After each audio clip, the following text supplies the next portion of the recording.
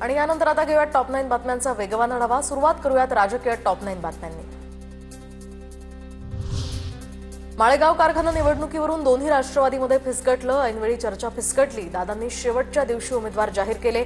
दादांकडून आताच अशी भूमिका, मग पुढे कसं होणार? पवारांचं मत, सूत्रांची माहिती। एकदा ठरवलं की कसा जिंकतो ते बघतोच। पुरंदर आणि शिरूरमध्ये सर्वांनी बघितलं असेल। माळेगाव कारखाना निवडणूक प्रचार सभेत अजित पवारांचं वक्तव्य, तर अजित पवारांच्या वक्तव्यावरून विजय शिवतारे नाराज। पत्रकार परिषदेतनं उत्तर देणार। मुंबईतील माजी नगरसेवकांसोबत आज दुपारी 12 वाजता उद्धव ठाकरेंची बैठक। जवळपास वर्षभरानंतर माजी नगरसेवकांसोबत ते बैठक घेणार। दरम्यान पक्षाच्या बैठकीला बोलावलं जात नसल्याची माजी नगरसेवकांची खंत। मनसे नेत्यांची आज शिवाजी पार्कमधील पक्ष कार्यालयामध्ये बैठक। आगामी महानगरपालिका निवडणुकांच्या पार्श्वभूमीवर ही बैठक महत्त्वाची। मुंबई शहराध्यक्ष, उपशहराध्यक्ष तसंच मनसेचे नेते सुद्धा इथे उपस्थित राहणार। मनसे अध्यक्ष राज ठाकरेंची आज पत्रकार परिषद होणार। सकाळी 11:30 वाजता पत्रकार परिषद होणार। राज ठाकरे कोणत्या मुद्द्यावर बोलणार याकडे सर्वांचं लक्ष।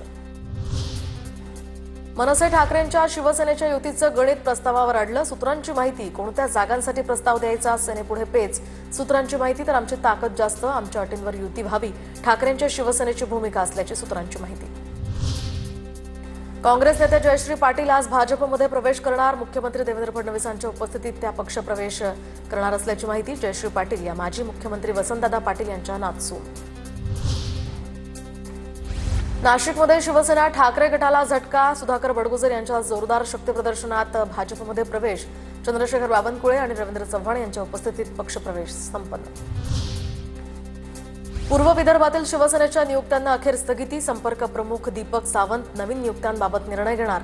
नरेंद्र भोंडेकरांनी विश्वासात न घेता नेमणुका केल्याची तक्रार, तर जुन्यांना डावलून नव्यांना संधी देणं योग्य नाही, श्रीकांत शिंदेंचं वक्तव्य।